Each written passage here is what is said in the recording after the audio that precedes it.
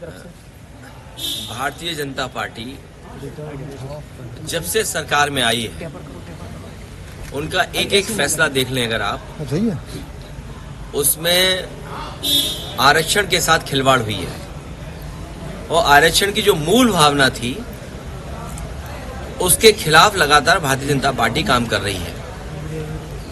जब से दिल्ली और यूपी की सरकार में आए हैं, मैं यूं कहूं कि पीडीए परिवार के लोगों के साथ भेदभाव हो रहा है और भारतीय जनता पार्टी नहीं चाहती है कि जो समाज, जो बहुजन समाज, जो पीडीए परिवार, चाहे वो अल्पसंख्यक हों, आदिवासी हों, आदि आबादी हो, पिछड़े हों, दलित हों या अन्य जातियां जिनको आरक्षण से सम्मान का जीवन जीने का मौका मिलता था, उस आरक्षण के साथ लगातार सरकार खिलवाड़ कर रही है। जहां तक पिछले चुनाव में एक कदम बढ़कर के हम सभी लोगों ने मांग की कि जाति जनगणना हो और आबादी के हिसाब से हक और सम्मान मिले, यही हमारा संविधान कहता है और यही मूल भावना थी मंडल कमीशन की, यही बाबा साहब चाहते थे, यही डॉक्टर राम मनोहर लोहिया चाहते थे, यही नेताजी का रास्ता रहा।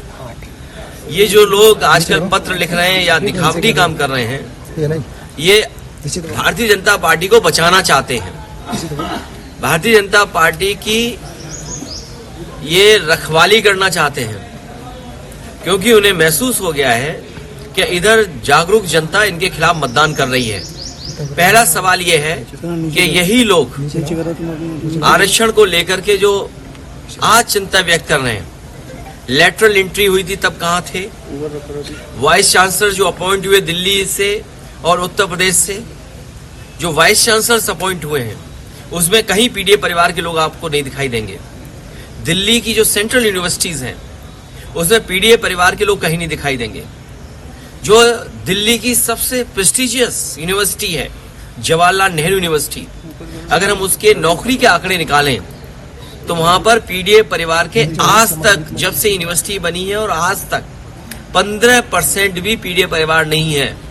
और यही हालत बीएचयू यूनिवर्सिटी की है जहां से प्रधानमंत्री चुन करके जाते हैं। तो अगर हम ये दो यूनिवर्सिटी का देख लें और वाइस चांसलर का अपॉइंटमेंट देख लें और वाइस चांसलर ने जिनको नौकरी दी है उनके हम आंकड़े देख लें तो आप पाएंगे कि इस सरकार में आरक्षण के साथ खिलवाड़ हुई है। आरक्षण की मूल भावना से ये अलग हुए हैं, ये आरक्षण के पक्ष में नहीं है। अनुप्रिया पटेल ने जो लेटर लिखा उसमें उन्होंने यही सवाल खड़ा किया कि नौकरी को लेकर के, देखिए ये जो चिट्ठी पत्र या जो आरक्षण के पक्ष में आज बोल रहे हैं, ये तमाम वो लोग हैं जो भारतीय जनता पार्टी को बचाते हैं। ये उस दल को बचा रहे हैं जो दल भारतीय जनता पार्टी आरक्षण के खिलाफ है। सर, क्रिकेट में आपकी दिलचस्पी है, कल वर्ल्ड कप जीता है टीम इंडिया ने, क्या कुछ कहेंगे? मैं इंडिया की जीत के लिए बधाई देता हूं और पूरे देश के लोग इंडिया की जीत पर खुशी मना रहे हैं। कल समाजवादी पार्टी वृक्षारोपण करने जा रही है कि शुरुआत किस तरह से, क्या रहा है? मैं कार्यकर्ताओं को बधाई देता हूं जहां वो एक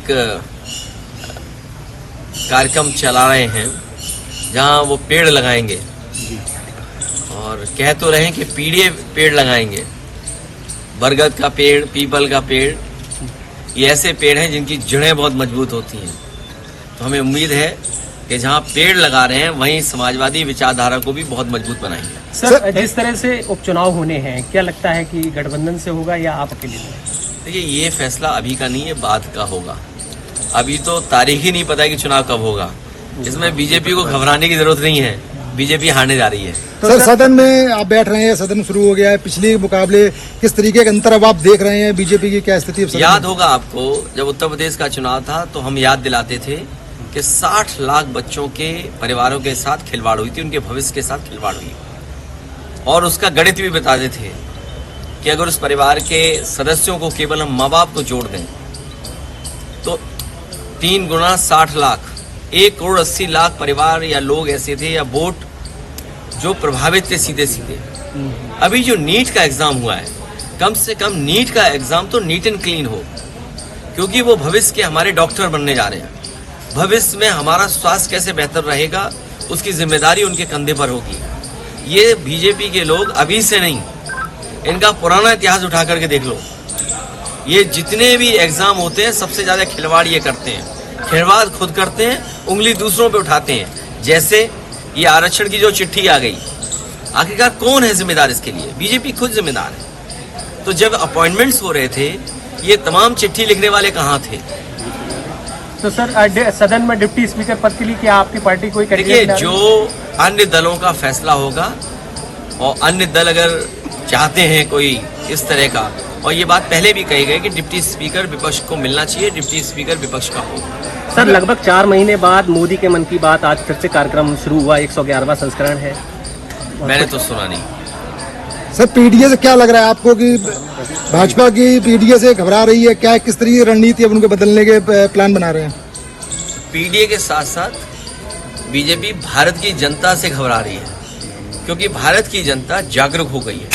आज पढ़े लिखे लोग हैं, जागरूक लोग हैं, समझदार लोग हैं, वो अपने अधिकारों को समझते हैं, और जो अधिकारों के साथ खिलवाड़ कर रहा है उनके खिलाफ वो खड़े हुए हैं। बीजेपी ने अभी तक 10 साल में सबसे ज्यादा खिलवाड़ किए उनके अधिकारों के साथ। इसीलिए बाबा साहब भीमराव अम्बेडकर जी, डॉक्टर राम मनोहर लोहिया और नेताजी का जो रास्ता है उसी पे चल करके हम लोगों को ये जीत मिली है।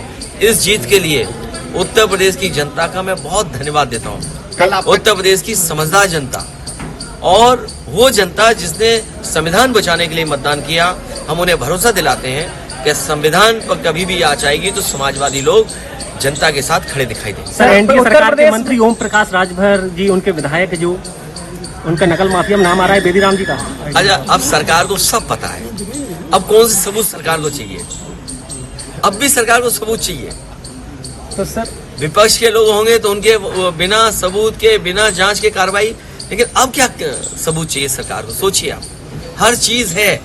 जो स्टिंग ऑपरेशन हुआ, सब बातें साफ आ रही हैं, सबने सुना है, और कोई छोटा चैनल नहीं है, देश का बड़ा प्रतिष्ठित चैनल है जिसके माध्यम से लोगों को जानकारी मिली है। अगर नीट के एग्जाम में इस तरह की खिलवाड़ होगी, या तमाम परीक्षाओं में जो खिलवाड़ हो रही है, अभी बच्चे आरओ वाले बैठे हैं, बताओ उनके साथ कितना बड़ा भेदभाव हुआ।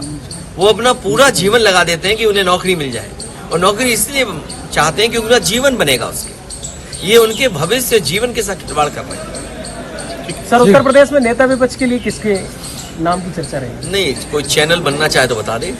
कल आपका जन्मदिन है, किस तरह से चीजें रहेंगी कल? देखिए, मैं जन्मदिन कभी मनाता नहीं, और मैं अपने कार्यकर्ताओं से कहूंगा कि सादगी के साथ मनाएं।